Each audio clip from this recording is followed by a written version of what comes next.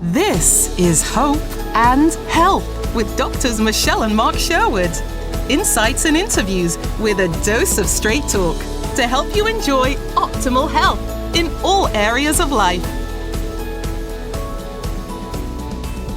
Welcome to another edition of Hope and Health. So Welcome. We are pumped up about tonight. We're going to talk about one of our favorite subjects in the first little bit here, but it's really kind of important to know. Hey, you look really beautiful tonight in your little hat and your so pigtails. sweet. Hey, you look really handsome. Yeah, we kind of matchy, black. And not planned, but it just kind of happens that way. It's kind of worked out. It's kind of good. So what we want to understand is why we do these shows in the first place. Why do we have those? It's one of the greatest attack points or points of stickiness that we have in our bodies is this concept of health or illness or the fear of illness or the fear of death. And that's what Satan attacks for the most part.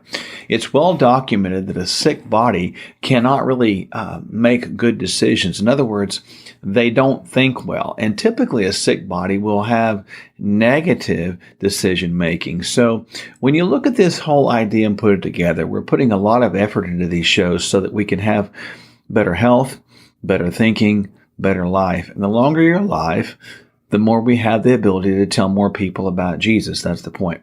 So think about this as well, even chronic fear of death. So you're focused on fear, death. You don't think well. You don't make good decisions. And a lot of people today in our world are not making good decisions because they're focused on death and fear. With that said, we're going to jump right into what we want to talk about tonight, but we like to start with those 7 parts of wellness. What are those things? Well, at the top of the list, we know that nutrition is the most important medical decision that you make every single day. Some make it not just 3 times a day, but 3 times a day and 2 snacks, and that's 365 days of the year. So that's a lot of medical decisions that we make based around food. What's at the end of your fork? Where's the greatest medical decision made? At the end of your fork. There you go. From the words from the wise one right there. You should be tweeting Who that. was it that said, let Instagram, food be whatever. thy medicine and medicine be thy food? That was the infamous Hippocrates, who would probably be rolling over in his grave right now because he also He'd be so said, excited. first do no harm. And actually, we're doing now is we're doing harm by not giving medicine first. So another story for another day. But as we go right now, just kind of keep in mind that we are all about food. It's first, and that's a big deal. Number 2, right behind that is sleep. We need to get some rest. We don't sleep enough. Typically, the average American gets between 4 and 5 hours of sleep a night, and they call that good. Some would say that sleep is a waste of time. Not so, not true. That would be a negative.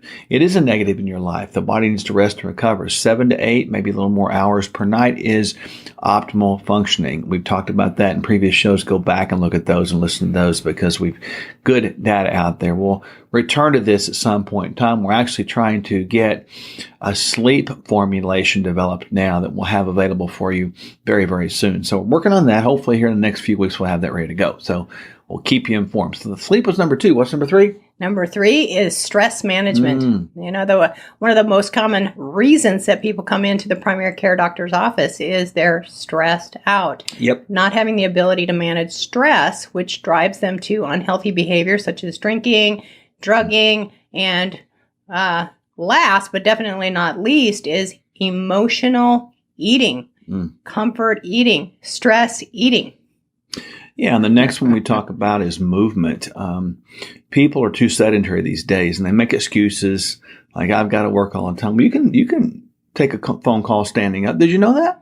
You can send an email standing up, and you can actually send a text message while standing up. You can do a text message while walking around. Did you know that? You can talk on the phone while walking around. Find time and places to move.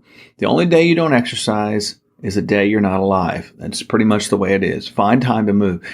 Movement correlates back to less stress. So we need to move more, sit less, and we've given you numbers we want to shoot at, which would be 150 minutes a week or more of dedicated physical activity per week. And that's every single week.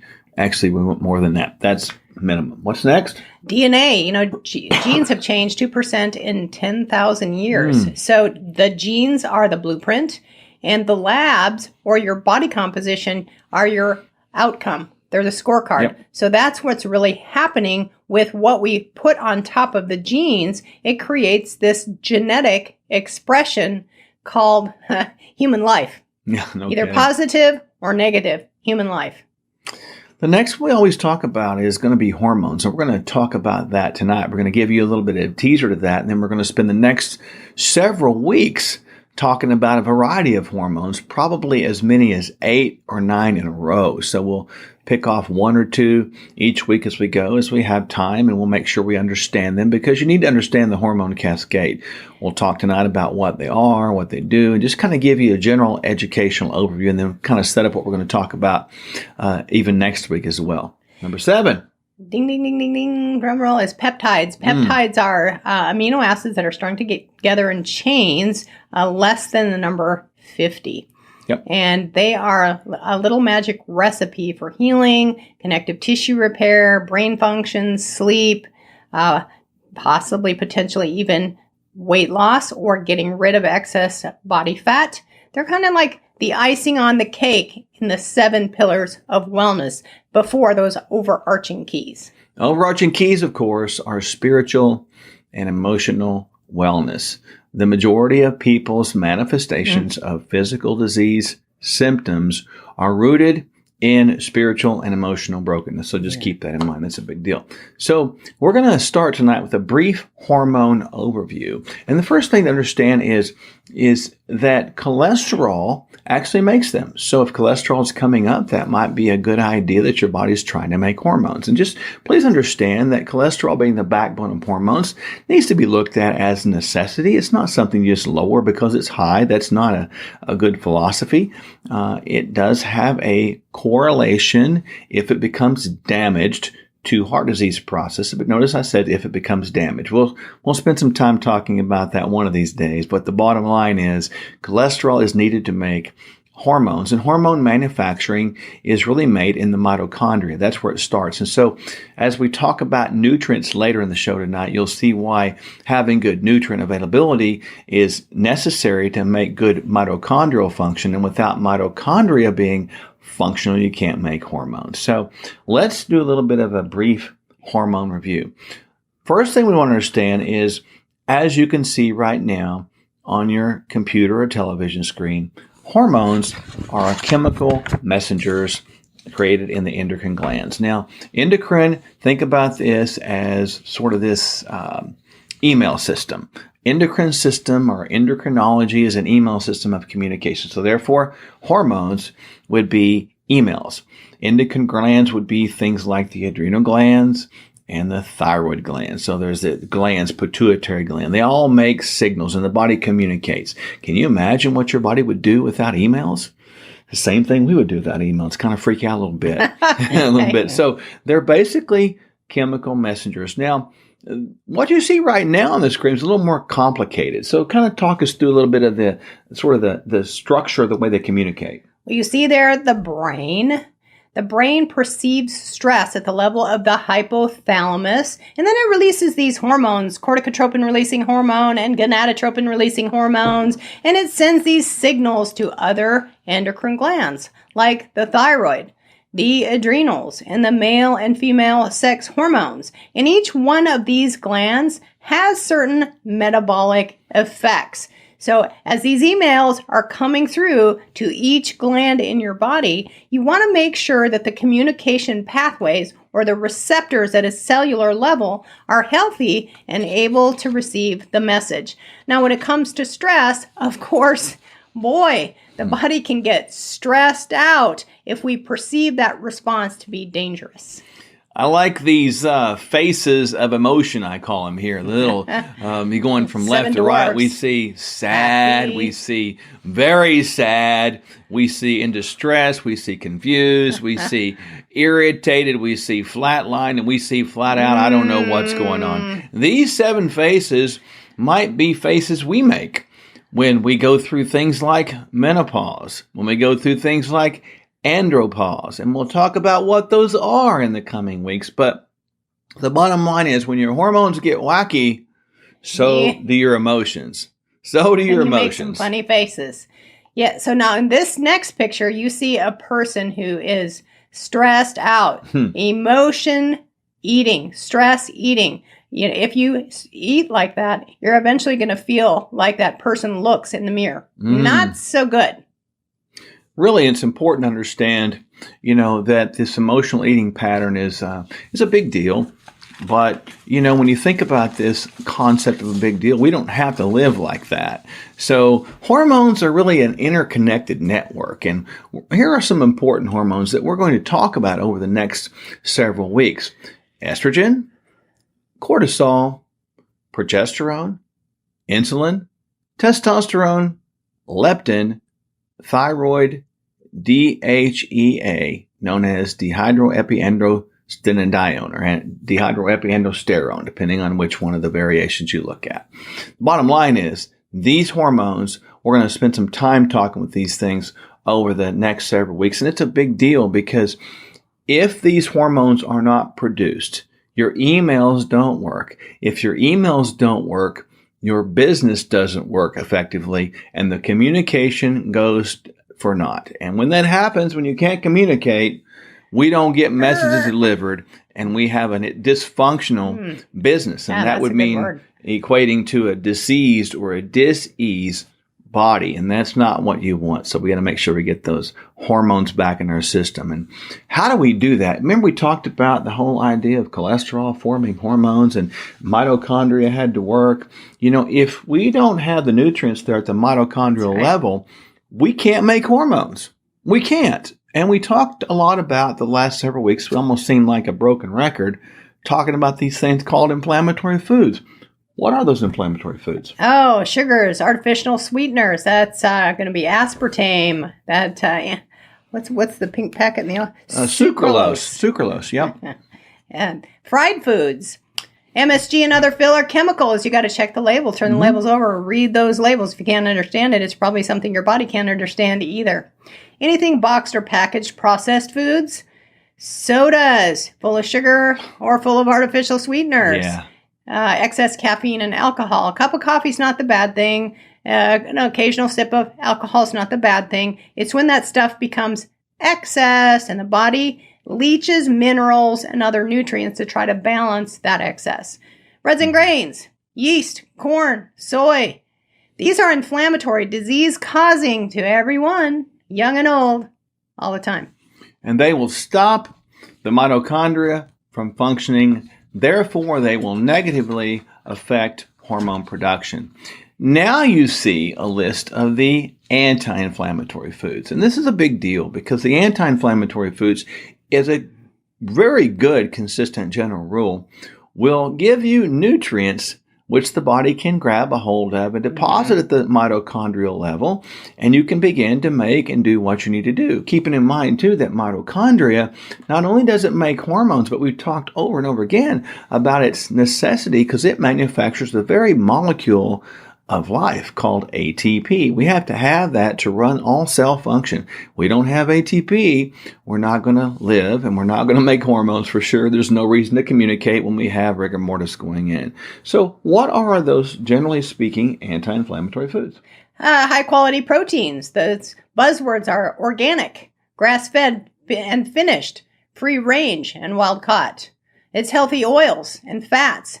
Coconut oil, olive oil, avocado oil, nuts, and seeds. Low glycemic fruits, which are berries, oranges, and apples. And then your low glycemic, non-root, non-starchy veggies, which are all things above the ground. Gotta love that. Those are pretty much what? They're anti-inflammatory, aren't they? Yes. Anti-inflammatory, non-disease causing to everyone, young and old, all of the time. That's a big deal because we want to think about, putting good foods in our bodies and keeping the bad things out of our bodies.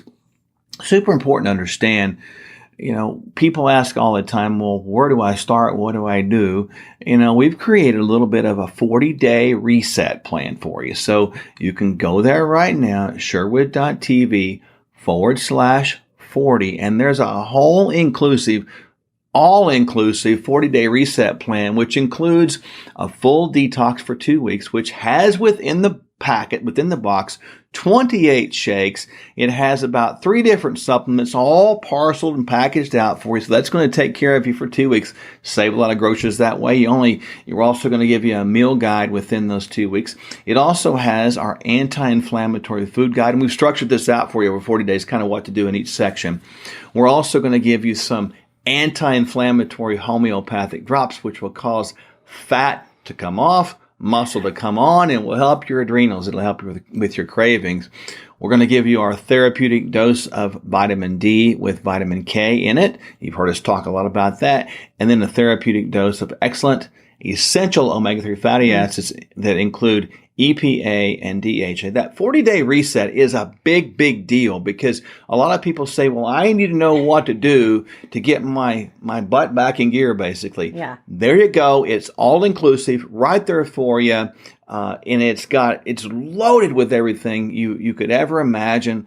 It does work 100% of the time, and it'll get yourself back into a wonderful group. So there's a great turnkey approach, Sherwood.tv/40. We created it just for you. So there you go.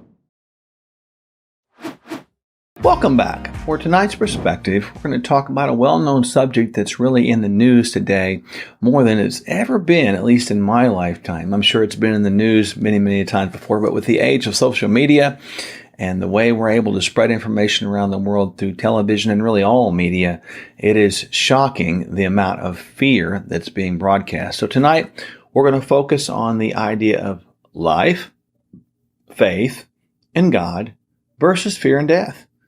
2 different polar opposites in the world. We know that there is such a thing as fear. And 366 times in the Bible, God tells us, fear not. Now, where does fear come from? Let's think through this. Fear comes from inside of us because fear's always been inside of us.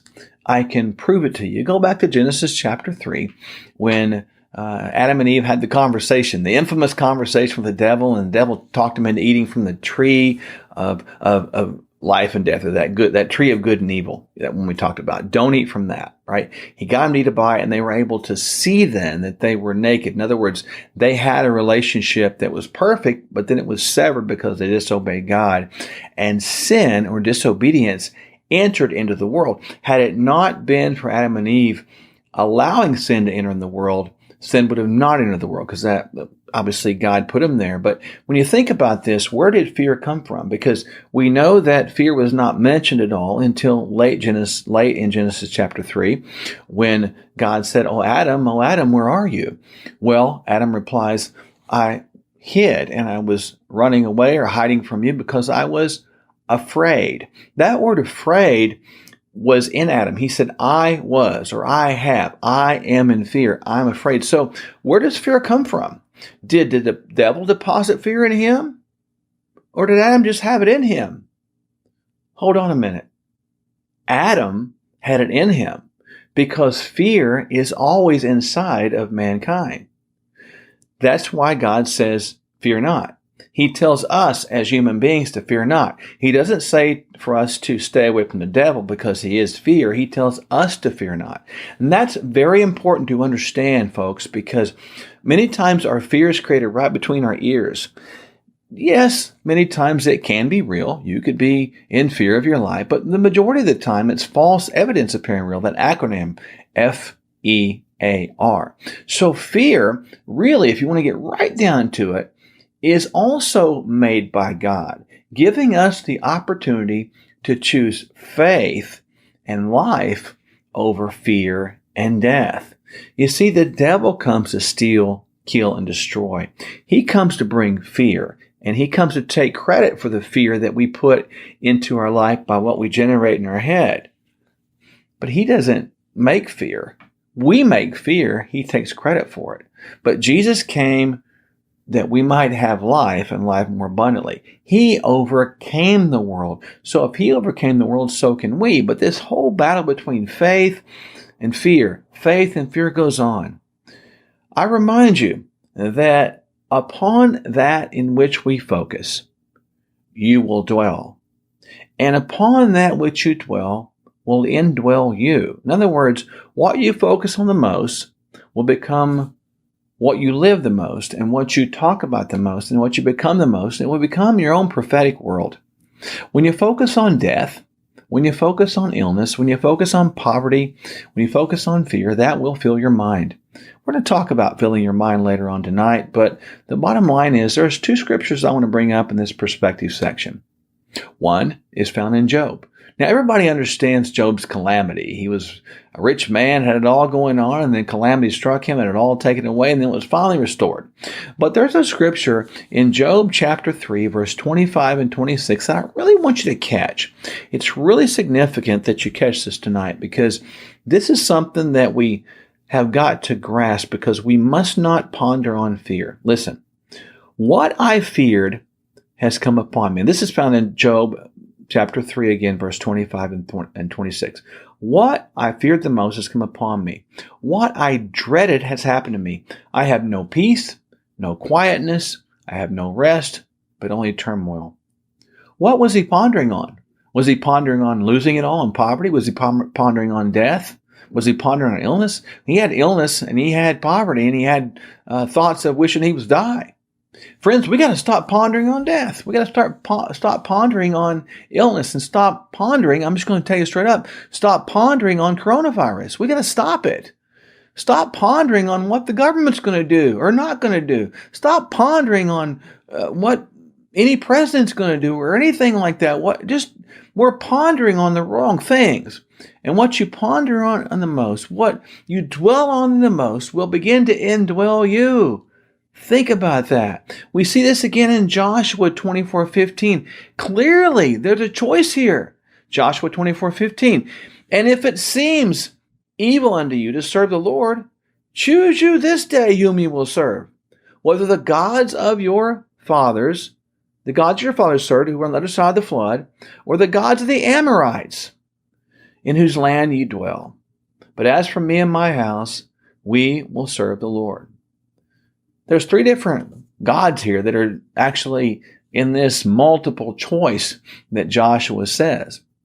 One is the gods on the other side of the flood.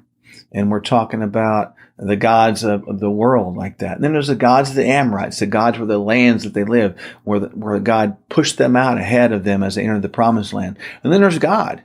The first two were little g, the third one's big G. So he's given us a multiple choice, but I would submit there's more than three choices in today's world.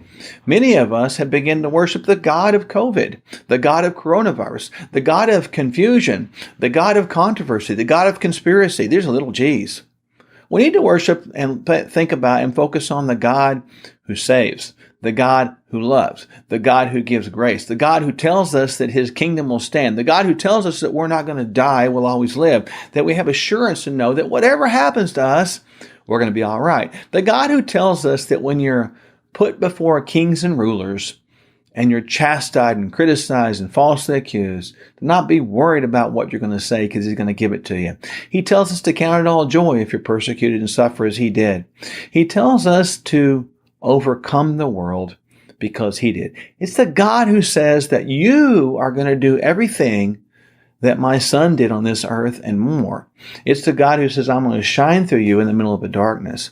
See, that's the God we need to be talking about. We don't need to be talking about these little gods. Are they out there? Yes. But just like the gods of the Amorites, the gods of the people on the other side of the flood, as Joshua talks about, just like that, God will drive out those gods, drive out those things, drive out those people, drive out those enemies from the land in which you're supposed to possess. Friends, we can live in the promised land, but our promised land's got to be created on this earth right now. And Jesus says in Matthew 6, thy kingdom come and will be done. That means we can have some kingdom principles right on this earth. So we don't need to be focused on fear. We need to be focused on faith and love.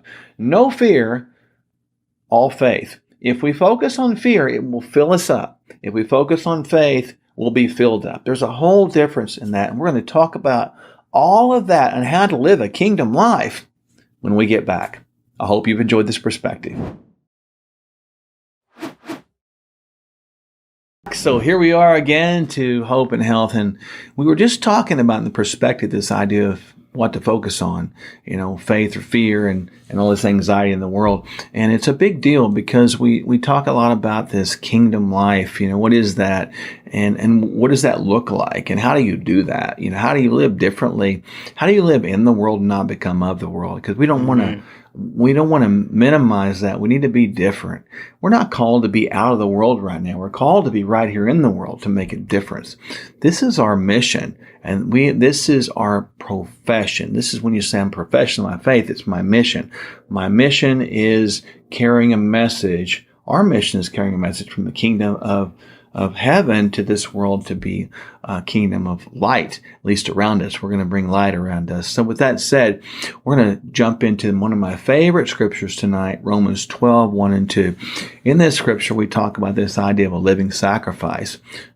That's a big deal. It's a big deal. And what does that really mean? Well, like a living sacrifice is the idea of, we look back at the Old Testament times, the sacrifice was something that was placed on the altar. It was something that was typically dead. They'd burn it up or whatever. They'd kill it and sacrifice as an atonement for their sins or atonement for misdeeds or whatever. Living sacrifice is different than a dead sacrifice. So we're to offer ourselves as a living sacrifice. What in the heck does that mean? It means we're supposed to build a step stool, literally, up to the altar, that has fire going, and it's really hot, and it will burn you. And we're supposed to build that step stool up there and step off the step stool onto the altar while it's hot and stay there.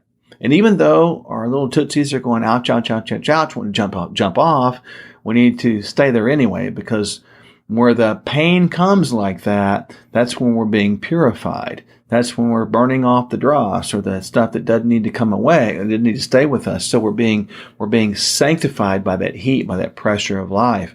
Is it hot? Yes, but can you stand the heat? This is where it takes courage to offer yourself as a living sacrifice, not as a dead, unconscious, unaware sacrifice.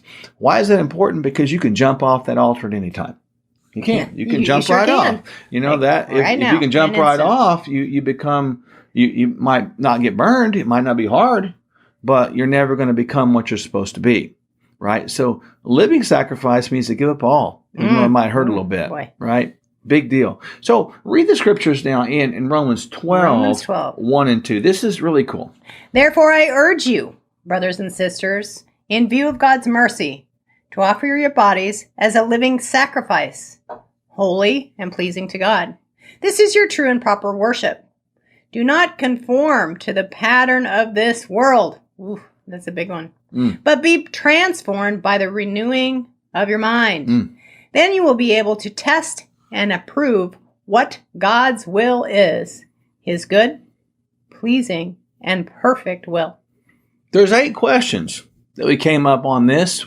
People would say, what does all that mean?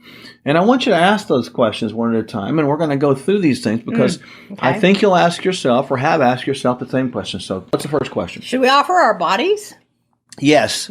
That means everything we are and everything we will be with these physical bodies, these are the temple of God. We are meant to offer these things as sacrifice. Just like my body is not my own, it actually belongs to God, but it also belongs to my wife. So a big deal when you think about that is we're supposed to offer all of our bodies, and that means our mind, if you want to call that part of your body, your emotions, you want to call that, and everything in you, the flesh and blood. We're supposed to offer all of it as a living sacrifice, not some of it, all of it. And get this, we're not supposed to go 80-20 on the altar. We're not supposed to give 90% of our bodies to that altar.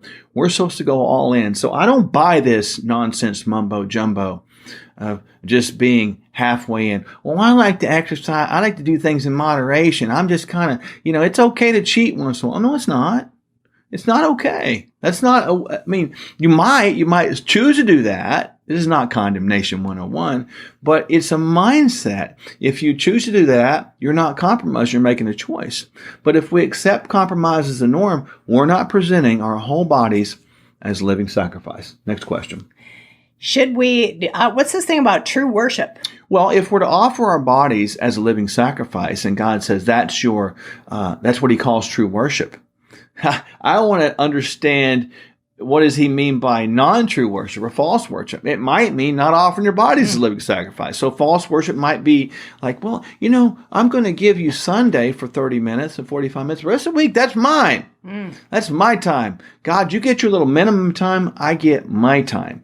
Remember, God is not one to forgive 80% of our sins or 90% of our sins. He forgives 100. He expects us to give all of our lives back to Him. 100%, which is our true act of worship according to God. Next question. What about conform? Well, tell me about that. Conforming means to be changed in form or mutated in form to look more like the world you're in. In this context, it means to look like and act like the world. So we're not supposed to conform to the ways of the world. So what does that mean? It means we don't look like and don't act like. Again, we're in the world, but we're not of the world. Now, I'm not saying you don't dress modern, you look like a goofball when you're out like that. I'm saying, that we're not to mimic or become like the patterns of this world. But the way we do things has got to be different. The way we think about things has got to be different. The way we speak, our perceptions, our values, our ethics, our morals, our very actions have got to be different. And they got to be so different that people that are in the world are like, oh my goodness, what is up with them? Why are the people of the world looking at Christians like, you guys are so different? And why would they want anything that you have if it wasn't different? That's why we don't want to conform to the world. What about the pattern of this world? Well, the pattern of this world is clear. The pattern of this world is all messed up. It's messed up in the sense that we know we're going the wrong direction. What was once acceptable as high moral character and value is now looked at as discrimination. What was once looked at as low moral value, despicable behavior is now looked at as normal. You need to accept that. The patterns of this world have flip-flopped. We used to live in a country that was living with leadership as one nation under God. There was still prayer in schools. There was still prayer in government. But now we're not there anymore. And I'm sorry to inform you this. I don't think we're going back. But it's okay because less like this world doesn't depend on the United States government. The world depends on us as Christians to stand up because we're the real church. We're the real body. We're the real country. The real kingdom, a land that is not from this world. So we need to live like that and not live according to this pattern at all. Tell me about transformation or being transformed. Our transformation process is kind of the opposite of confirmation. So we need to begin to be transformed more into our kingdom's likeness, the likeness of Jesus every day. We become looking more and more and more like Him in our very life and less like the world. And that's just something that happens through sanctification experience and knowledge become wisdom, and we learn and learn and learn. So we need to be growing in that. And the transformation process is not to look more like the world, but to look more like the kingdom. That's the point. What about renewing the mind? Well, I like the concept of renew. That means to redo. It means to reboot. It means to refocus. The mind is like a funnel. And I want you to think about a funnel at the top being all open, and at the bottom it's open too, but it's a smaller leakage. It's a sifting system, if you will. But the top is big and wide, so it can handle a lot of stuff. And it wants to be open to have a complete filling. And your mind is always going to be full of something. Promise you that. Whatever you put in it, whatever you ponder on, whatever you think about, whatever you look at, see, etc., that will fill your mind up. If you don't do that, I promise you there's plenty of stuff out there that will fill it up. And this is where, if you're in the world and not of the world, you have to fill yourself up, fill your mind up with other world things so that the world that you live in will not take up that space, because what fills your mind will fill your body. What fills your body will fill your heart, and what fills your heart, you will begin to see your actions fulfilled from that. And tell me about then, and then you will be able to set and approve what God's will is. Well, once your mind's renewed, you're able to think and understand and perceive and view things like God does. You can't see His will. You can't see what He wishes until you've done that. So this is a prerequisite, if you will, to really understand what God wants. I like the words if then. If you'll do this, then. If you don't do this, then. So this is an if then statement. If you'll fill your mind up every day and renew it, then you will be able to see what God's will is. And what is God's will? Well, God's will is the heart of God. And keep in mind, though it seems a little complex, God's will. It always will. Ooh, and the that's bottom heavy. line is we need to learn more to discern things like God discerns things and see Yes. things like God sees things. There's a difference many times between our will and God's will. But the key is to understand His will, and then our will be transformed into His will. And then by the nature of the things, we'll begin to see things and do things based upon a kingdom point of views. It's a big deal to really understand God's will. His thoughts are higher than our thoughts, and His ways are higher than our ways. And frankly, no man can comprehend or woman can comprehend God's depth in His knowledge and wisdom. But we can get pretty darn close if we just want to, if we put some effort into it, and we can live like that. And we need to understand like that, because in the current times that we live in, there's a lot of things that I want to see happen, but I'm just not sure they're God's will. But all I know is God's will. Let that be a peaceful thing. God's will. And when you go through all this progression, offer your bodies living sacrifices, because that's your true worship according to God's view, and you're not going to conform to this world, to the patterns of this world. You're going to be transformed in the kingdom viewpoint, kingdom mindset. You're going to renew your mind every day so you can see what God's will is. Then you don't worry, you don't get hung up on the things of this world, because you always realize that whatever happens, God already knew. God already knew. Nothing surprises Him. God wasn't surprised by the coronavirus or the pandemic or the Delta variant or the Lambda variant, whatever's coming up, doesn't matter. God's not surprised by any of that. God's not surprised that President Trump is not President Trump of the United States right now. God is not surprised that President Biden's the President of the United States. He knew this. Folks, don't be naive to this. He knew it. Is it what I want? Sometimes it doesn't really matter, but I have my opinions, you have yours, and we all have our wants. I think we know what we want, but nonetheless, we have to trust God's will. And we need to know God's will. We need to seek God's will. And now we know how to do it, living that kingdom life. Pretty cool, huh? It's awesome.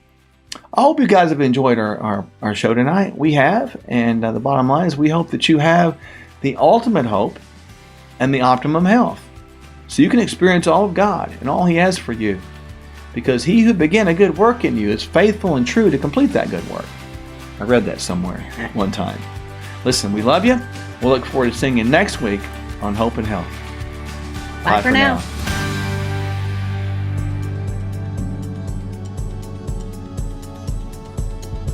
Doctors Mark and Michelle Sherwood and their clinic can help you find the hope and health you were created to enjoy.